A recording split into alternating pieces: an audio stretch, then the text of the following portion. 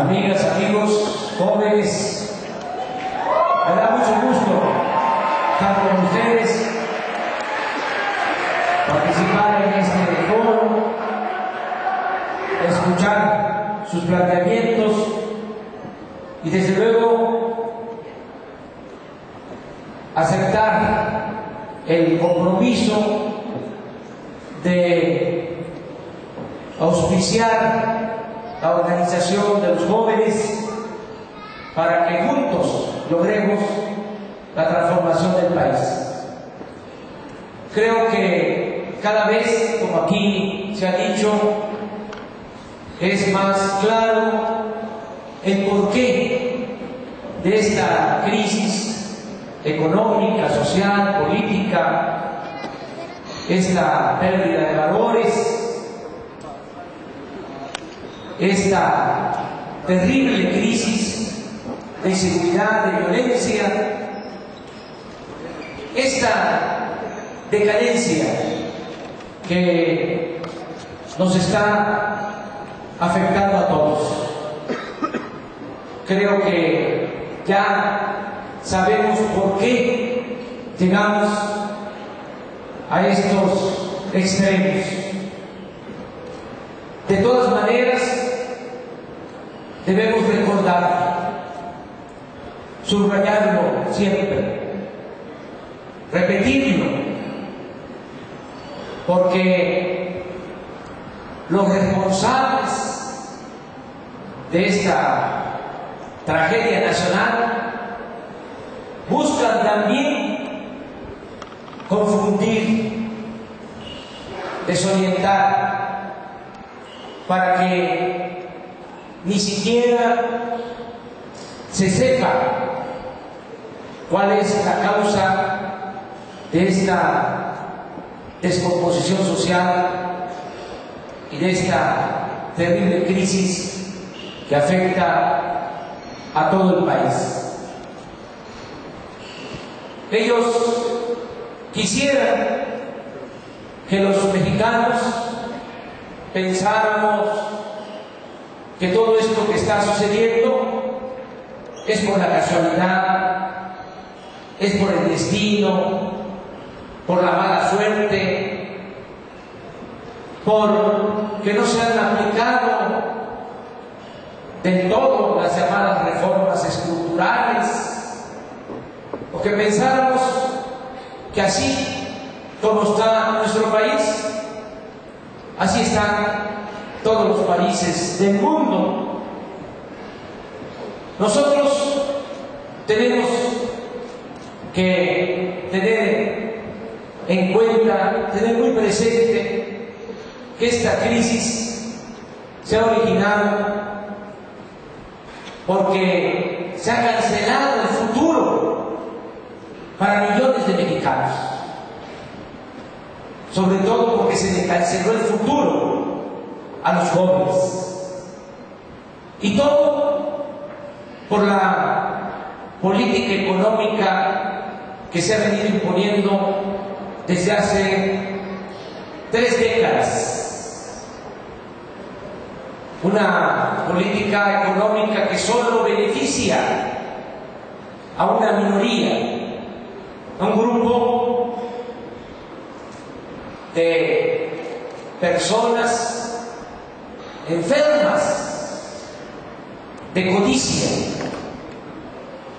que no les ha importado el destino del país, el sufrimiento del pueblo, la destrucción de México, porque para ellos lo único que les importa es la acumulación cada vez más de dinero.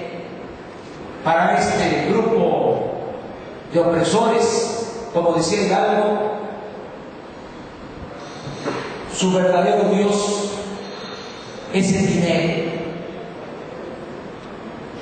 Esto es lo que ha originado esta crisis, esta política de corrupción, de privilegios, en beneficio de una élite ¿Qué es lo que ha producido esta política? Pues llevamos cerca de 3 décadas, de 30 años, sin crecimiento de la economía. Eso casi no se dice en los medios de comunicación. No hay programas especiales en la televisión para tratar este asunto. No se habla que el año pasado, entre 152 países evaluados por el Banco Mundial, México ocupó el lugar 143 en crecimiento económico. Estuvimos entre las 10 peores economías del mundo. No se dice que el año pasado México ocupó el último lugar en crecimiento económico entre todos los países del continente americano, que inclusive estuvimos abajo de Haití. Y todos sabemos que si no hay crecimiento económico, no hay empleos. Y si no hay empleos, no hay bienestar. Esto es lo que ha llevado a esta crisis. No ha sido todavía más terrible, porque, contrario de lo que se piensa, el mexicano y los jóvenes son muy responsables. En este tiempo, como no hay crecimiento económico en el país, como no se han impulsado las actividades productivas, sino al contrario, se abandonó el campo y no hay posibilidades de trabajo en nuestro país. México se convirtió, por eso, en el país del mundo que más mano de obra exporta al extranjero.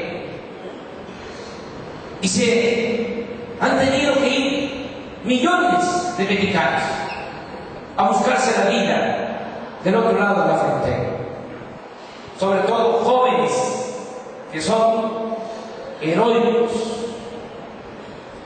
porque se les han cerrado las puertas en nuestro país y ellos, arriesgándolo todo, han ido a buscarse la vida en Estados Unidos.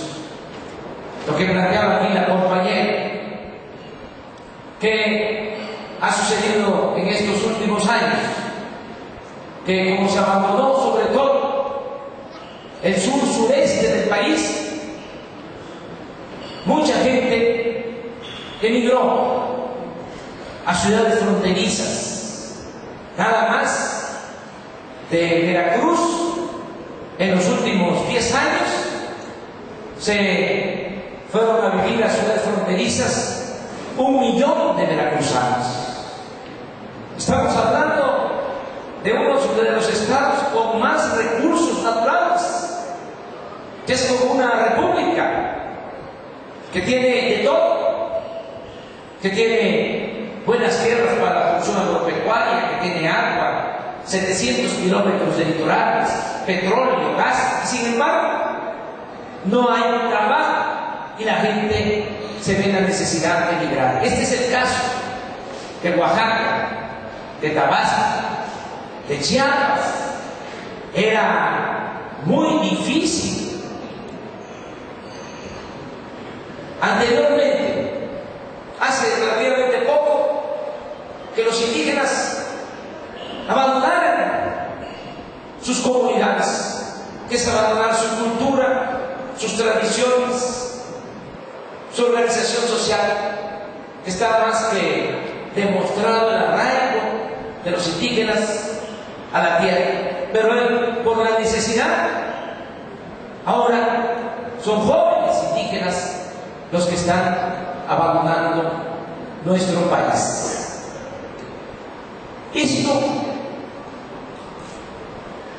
es lo que ha venido atemperando situación tan difícil al interior de las regiones de México.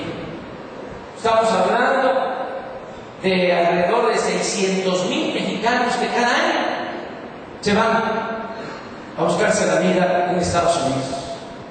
Si no fuese por eso, repito, estaría todavía peor la situación en el país.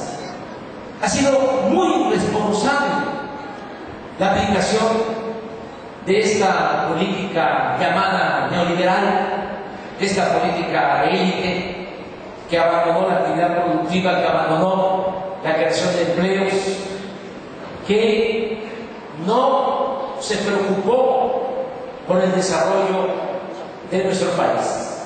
Y todo esto ha ido aparejando de algo que ha resultado no solo absurdo, sino criminal: el apostar a la privatización de la educación. Desde el gobierno de Salinas se reformó el artículo 3º constitucional, siendo secretario de Educación Ernesto Zedillo. Y esto se tiene que tener en cuenta, porque hay quienes ahora le echan la culpa de todo a los panistas, que desde luego son deshonestos e inertes. Pero no olvidemos que el modelo que se ha impuesto se concibió desde la época en que dominaba por completo el PRI. ¿Qué hicieron? Pusieron la educación pública, la educación en general, al mercado, con la idea de que estudiara el que tuviese para pagar colegiaturas.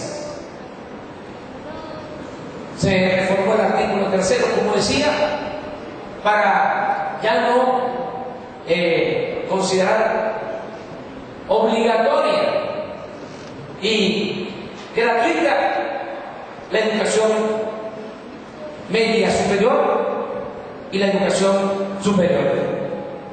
Se acotó la responsabilidad del Estado solo a garantizar la educación gratuita, obligatoria, en el nivel básico, es decir, preescolar, primaria y secundaria. Y se dejó sin apoyo en los hechos a la educación media superior y a la educación universitaria. A partir de esta reforma se dejaron de destinar recursos suficientes a las universidades públicas, y a partir de esa reforma empezaron a rechazar a los jóvenes con el pretexto de que no pasan los exámenes de admisión, cuando lo que sucede en el fondo es de que no hay espacios en las universidades públicas porque no tienen presupuesto suficiente. Esto ha llevado a que cada año alrededor de 300,000 jóvenes sean rechazados de las universidades públicas. Entonces, ¿qué ha significado esta política neoliberal con relación a los jóvenes? Pues marginación. Ha significado exclusión. No han tenido ni oportunidad de trabajo, ni oportunidad de estudio. Y como aquí se dijo también, pues todo esto ha provocado este estallido de odio, de resentimiento, esta inseguridad, esta violencia que afecta en todo el país. Por eso